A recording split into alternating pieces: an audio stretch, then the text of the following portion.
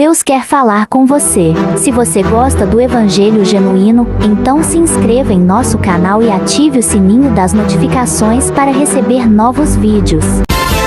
Se você me perguntar qual é a condição do nosso país, eu vou dizer que é uma condição terminal. A nação está doente. O Brasil está de pernas para o ar. E você, mais do que eu, sabe disso, porque você está a alguns quilômetros do coração de onde tudo se desemboca, de onde tudo nasce. Eu tenho falado com colegas, pastores, teólogos, missionários, e eles só vêem uma solução para o Brasil. E não é uma caneta Bic. Ela não vai resolver todos os problemas do Brasil.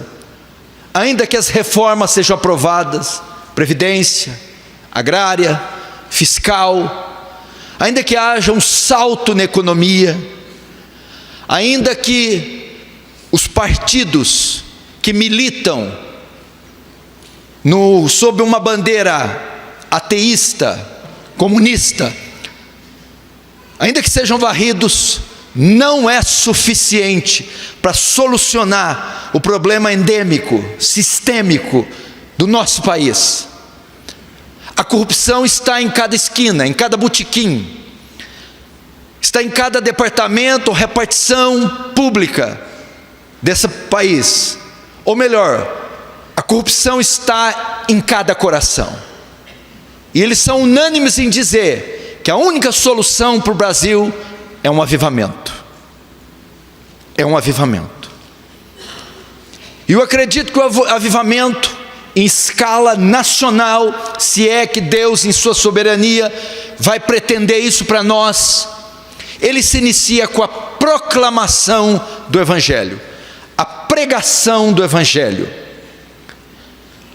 Se o país está em fase terminal, se o país está com uma enfermidade sem cura, praticamente incurável, só um antídoto, só um remédio, só um meio de tirá-lo desse estado, e o antídoto é a pregação, o Evangelho. E só há uma instituição que possui esse antídoto. Não é a Organização das Nações Unidas, não é o Congresso americano, brasileiro, não é o avanço científico e tecnológico, ou seja, os grandes gurus das ciências.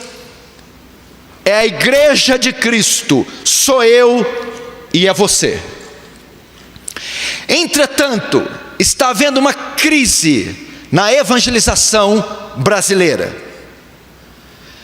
A nação está doente, é uma nação idólatra. Você vai e viaja na Europa, nos Estados Unidos, o Brasil é conhecido por sua sensualidade. O turismo, aqui a principal causa do turismo é a prostituição com a mulher brasileira. E como se não bastasse, o estado da nação está doente, a igreja também está, a igreja visível. A maioria das igrejas evangélicas brasileiras foram catequizadas pelas igrejas norte-americanas, da confissão positiva, do movimento Palavra da Fé, do movimento carismático. Estamos presenciando na nação um inchaço, uma explosão. A cada esquina você tem uma denominação evangélica, e uma mais distinta da outra. É um inchaço sem qualidade. E o que nós vemos? Uma deficiência na igreja moderna em cumprir o seu papel influenciador na sociedade onde ela está estabelecida. Vou repetir, preste atenção. Eu vejo uma deficiência na igreja em cumprir o seu papel influenciador na sociedade que vive. Preste atenção, estima-se que hoje nós somos 50 milhões de evangélicos. Somos 50 milhões, é mais ou menos isso que o IBGE divulga. A Bíblia nos chama, ela define a igreja, das muitas definições que ela traz, define a igreja como sal da terra. Foi isso que Jesus disse: vós sois o sal da terra. O grego dá a ideia que vós sois, e somente vós sois, ninguém além de vós sois, exclusivamente vós sois o sal da terra. Eu, você, cada cristão aqui no território nacional. Agora, o que Jesus quis dizer falando que a gente é sal? Porque ele nos comparou com um condimento, ou com um tempero, ou com um elemento como sal. Jesus queria dizer aqui que nós somos o sal, porque o sal tem duas propriedades primárias, duas utilidades básicas e primárias. Primeiro, impedir o apodrecimento, e segundo, dar sabor, salgar. Então, quando você usa o sal em uma salada, um alface, feijão, arroz, em uma carne, ele dá sabor, ele salga, ele influencia. Sal não recebe sabor. Quando você coloca o sal no limão, o sal não fica azedo, o limão fica salgado. Sal na verdura, o sal não fica com gosto de brócolis, o brócolis fica salgado. Sal não recebe sabor, sal dá sabor, salga, influencia. Segunda característica, o método de refrigeração na época de Jesus, como ainda é usado hoje, não havia técnica de refrigeradores como hoje. A carne, depois que é abatido o animal, extraído a carne, existem germes na carne, bacilos, que com o passar do tempo vão levando a carne ao apodrecimento, à putrefação. Ao atirar sal naquela carne, aquele sal contém os germes e ele impede o apodrecimento, então tem uma propriedade conservante. Jesus diz que essa é a função da igreja.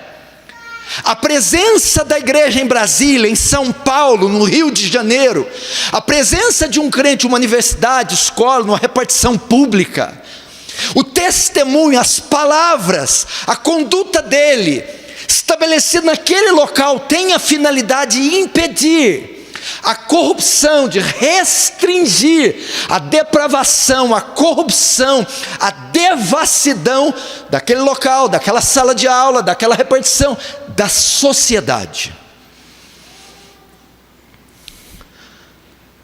Essa é a função do sal, essa é a função da igreja. Agora, vem cá.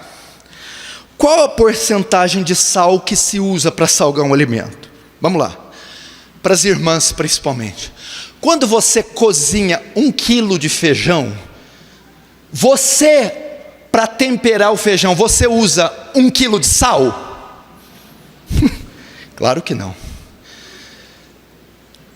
Quando você faz o feijão, 1 quilo de feijão, para você temperar, você usa aproximadamente 1 ou 2 colheres de sal, dependendo do tamanho da colher. É o equivalente a 13 gramas de sal, ok? O sal tem um poder, ele é feito de elementos, de propriedades tão acentuadas, ele tem um poder influenciador tão grande, que uma pequena quantidade influencia uma grande quantidade. Então, para 1 quilo de feijão, eu uso 13 gramas de sal. Ou seja, para 1000 gramas de feijão, 1,3 gramas de sal. 13 gramas de sal. 1,3% de sal é suficiente para salgar 1 quilo de feijão. Ok? Nós temos no Brasil 200 milhões, um pouco mais, mas vou arredondar, 200 milhões de brasileiros. Dos 200 milhões, 50 milhões são cristãos. 25% da população é cristã. Então nós temos uma porcentagem de sal superior à quantidade de brasileiros, ou seja, é mais sal do que a nação pode suportar, porque se para 1 quilo de feijão usamos 13 gramas de sal, para 1000 gramas, 13 gramas, 1,3% são suficientes para salgar, influenciar o feijão. No caso do Brasil, somos 25%, ou seja, temos mais sal, mais cristãos que a nação podia suportar. Eu vou te dar uma ideia para você entender um pouquinho melhor. Sala de aula, 8º ano, 45 alunos na sala. Um aluno, uma menina é cristã, 45 endemoniados, 44. Pelo menos ela não é, né, Jesus? Me ajuda. 44. A professora canhota, de esquerda. E a classe é um pandemônio. E aquela mulher está fazendo a lição no quadro negro. Ainda se usa quadro negro? Quadro negro.